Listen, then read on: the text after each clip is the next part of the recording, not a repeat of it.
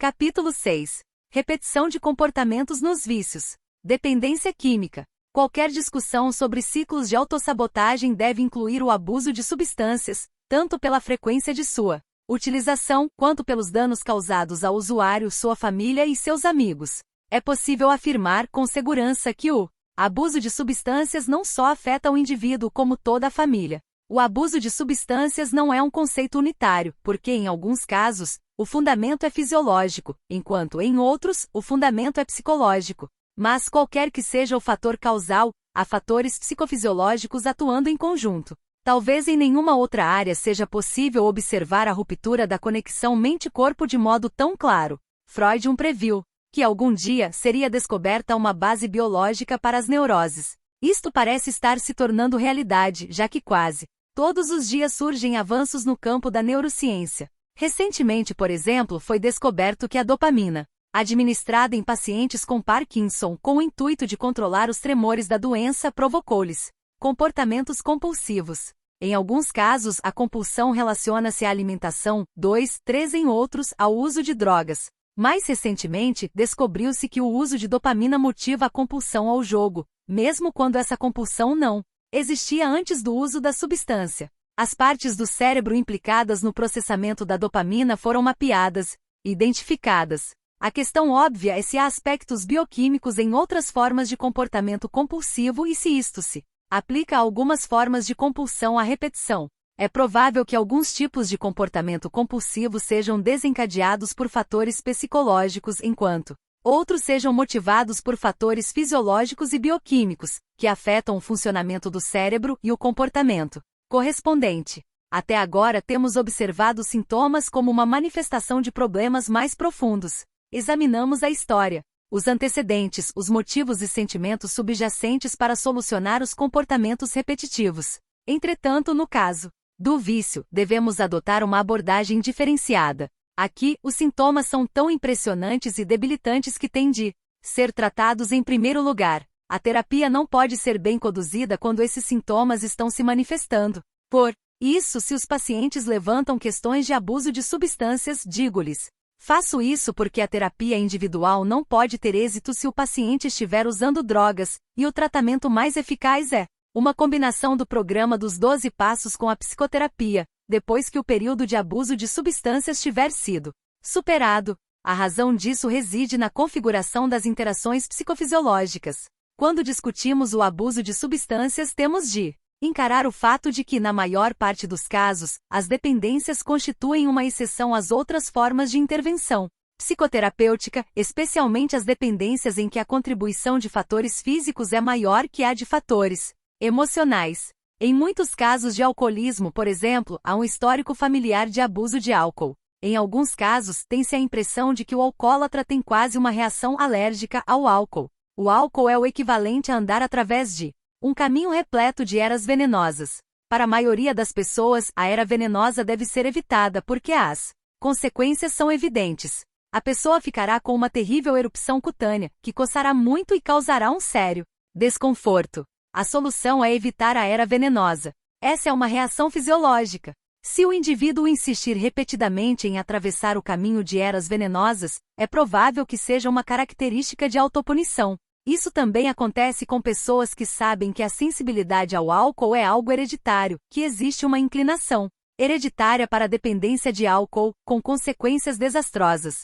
Elas estão cientes, em primeira mão, dos efeitos do alcoolismo. Sabem que, como filhos de alcoólatra, estão sob sério risco de se tornar alcoólatras, mas acabam bebendo em excesso, repetindo a vida completamente destrutiva dos pais. Há tantos exemplos de famílias destroçadas, de divórcios e de traumas por causa do alcoolismo, que é desnecessário citá-los. Muitos alcoólatras, é claro, negam que sua bebedeira seja um problema. Eles dizem que comparecem ao trabalho todo dia, que voltam para casa toda noite, sem problema algum. Eles não colocam em foco aquilo que acontece quando voltam para casa. Bebem e tornam-se agressivos. Ou bebem e em uma noite são agressivos, na noite seguinte são alegres. O seu comportamento é tão imprevisível que ninguém pode confiar neles. Ninguém sabe o que esperar. Alguns deles admitem o alcoolismo depois que são flagrados dirigindo alcoolizados, outros se dão conta quando caem bêbados na sarjeta. Alguns Exigem a intervenção de membros da família, fortalecendo-os e confrontando-os com seu alcoolismo e com os danos que sua bebedeira estão causando a si e àqueles que gostam deles. Alguns filiam-se ao AA, enquanto outros recusam-se permanentemente a fazer isso. Uns, em um ato de desespero, vão para centros de reabilitação e ficam sóbrios com o apoio permanente do AA. Outros ficam sóbrios, mas depois começam a beber de novo. Há casos em que não há um histórico familiar e por isso nenhum antecedente hereditário. Aqui, a contribuição de fatores emocionais ao alcoolismo é maior do que a de fatores físicos. Alguns desses indivíduos conseguem parar de beber na marrã, conseguem por conta própria, embora seja algo difícil e os resultados a longo prazo sejam questionáveis.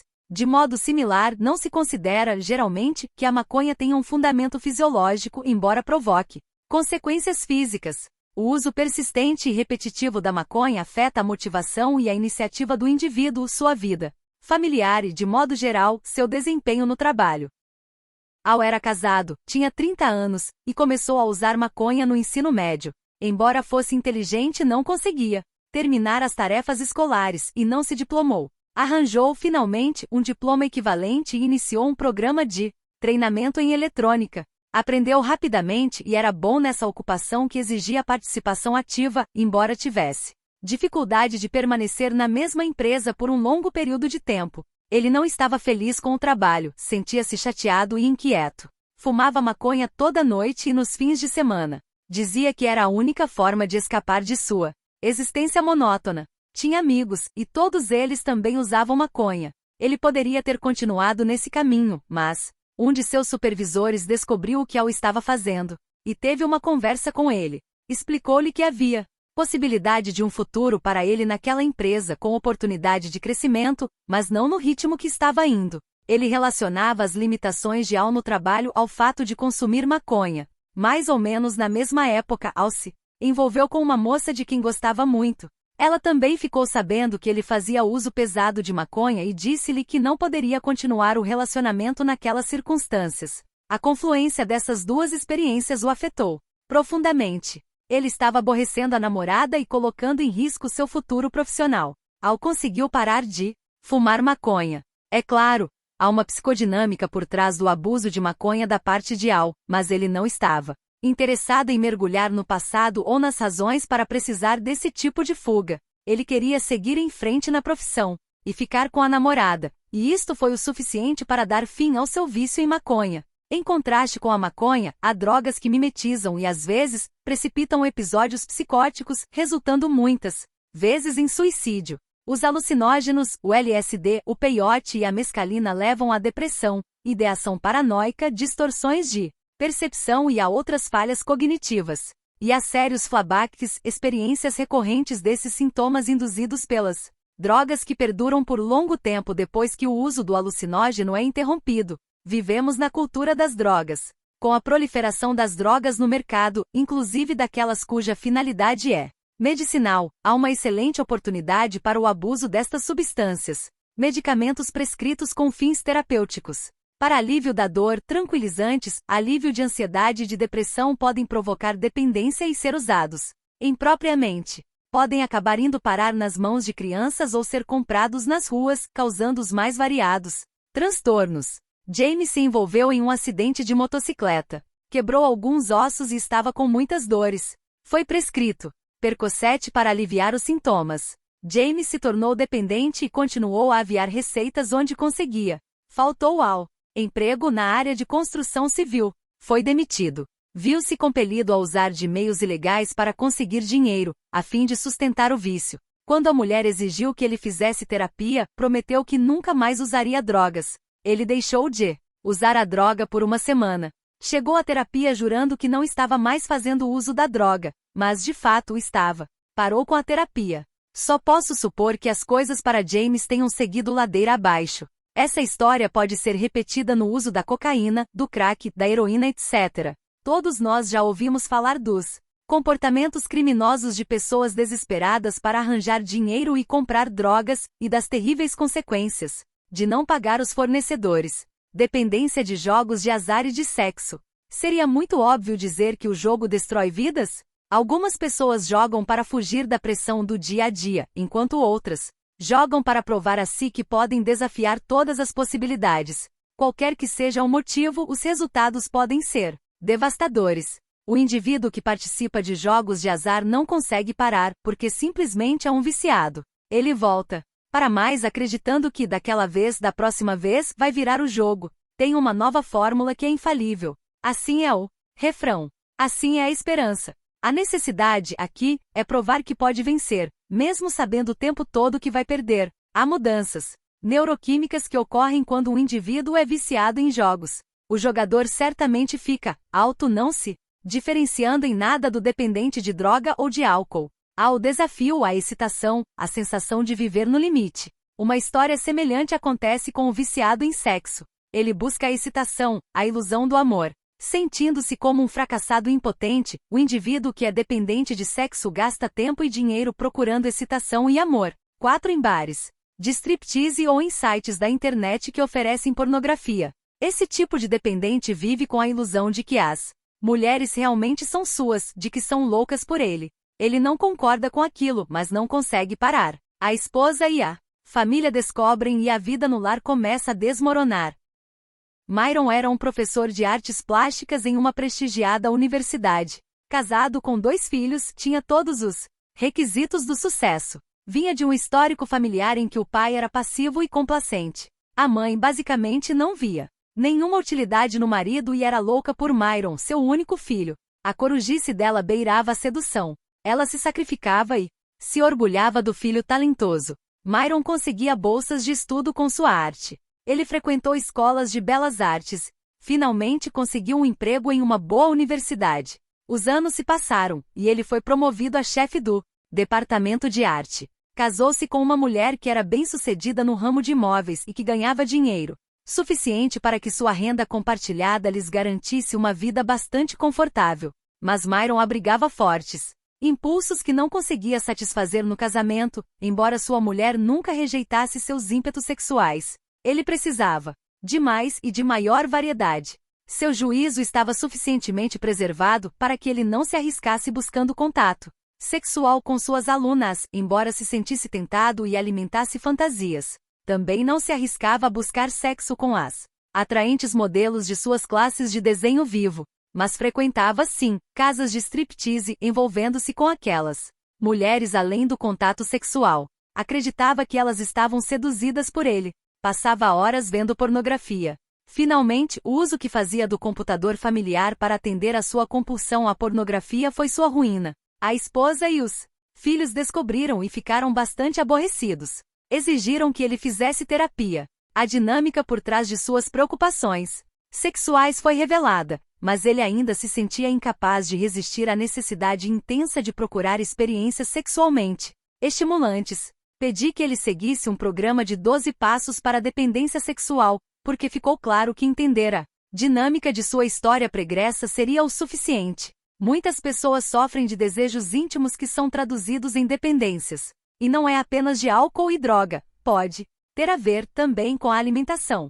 Pessoas acima do peso ficam presas a ciclos de dietas ioiô, ganham e perdem peso continuamente. A obesidade está relacionada à imagem do corpo e à imagem de si mesmo. Entretanto, é algo mais que apenas imagem. Parte do conflito reside na necessidade de estar no comando. E esta necessidade contradiz o desejo de ser livre, de ser capaz de ignorar a balança. Racionalmente, a maioria das pessoas que está acima do peso sabe que comer certos tipos de alimentos causa aumento de peso, mas elas jogam roleta russa. O conflito se baseia em uma batalha interna. Eu quero comer, mas sei que não vai me fazer bem. O quê? De jeito nenhum.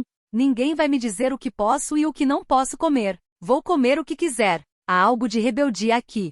Isto se explica pelo fato de que estar em dieta não faz parte do eu. É algo experimentado como uma força externa, como uma pessoa atormentando alguém para não ingerir alimentos que vão causar aumento de peso.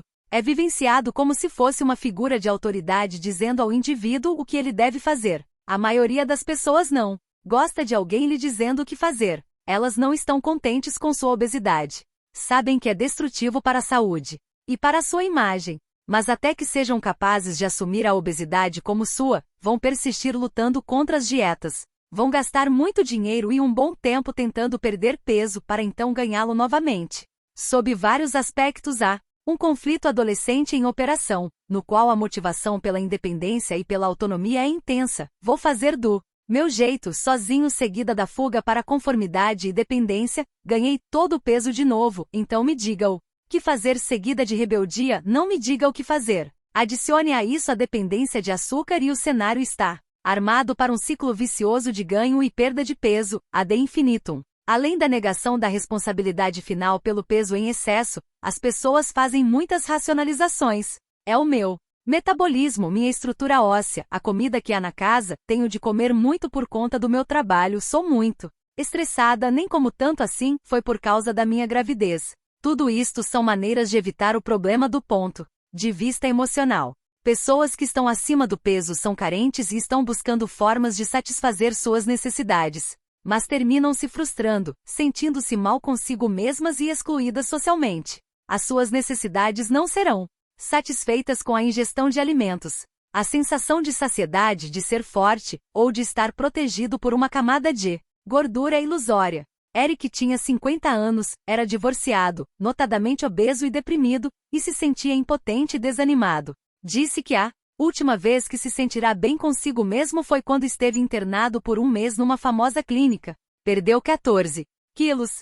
Depois que saiu da clínica, engordou novamente, perdeu o emprego e passou a se sentir desamparado. Os sentimentos depressivos sempre estiveram presentes, mas ficaram mais intensos depois de divorciar-se da esposa com quem esteve casado por 15 anos, porque, segundo ele, me contentei com ela. Nunca pensei que alguém me quisesse. Os pais se divorciaram quando ele estava com 13 anos, e ele nunca questionou seus sentimentos em relação ao divórcio. Disse que depois se tornou mais pessimista, sempre esperando pelo pior. Ainda adolescente, perdeu a confiança e a fé nos pais, preparando o terreno para a tentativa de se tornar independente deles que não sabiam o que queriam, alternada com a tentativa de ser a criança que precisava de orientação e direção. As coisas entram no meu caminho e me impedem de fazer o que quero, disse Eric. Nunca acho que estou sendo a pessoa que gostaria de ser. Os esforços para investigar mais profundamente esse aspecto foram evitados. Ele queria falar sobre o trabalho, os filhos e seus sentimentos depressivos.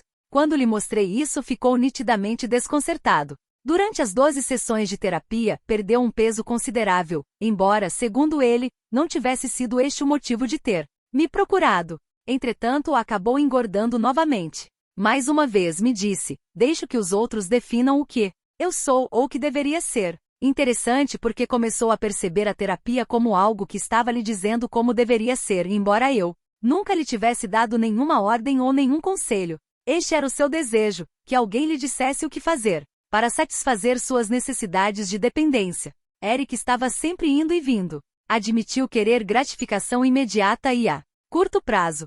Disse-lhe que eu não tinha a bala mágica que ele estava procurando. Ele nunca havia resolvido sua ambivalência básica e sua confusão por ser a criança infeliz dependente versus o adulto independente. Depois de algum tempo, decidiu submeter-se à cirurgia de redução de estômago. Entretanto, isto aconteceu na época em que começou a perder peso novamente. Ele não tinha paciência para lidar com seus problemas.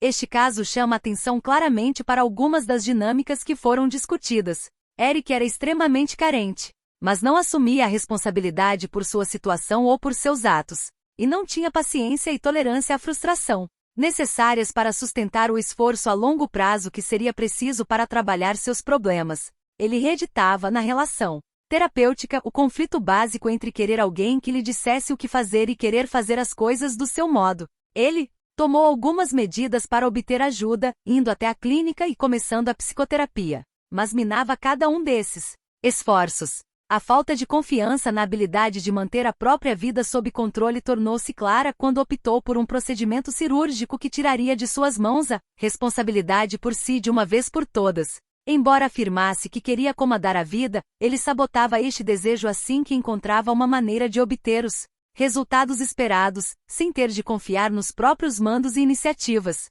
O problema de trabalhar com indivíduos dependentes reside em sua ambivalência e confusão. Embora a dinâmica seja compreendida do ponto de vista psicológico, há aspectos fisiológicos envolvidos, tornando, assim, o trabalho muito mais difícil.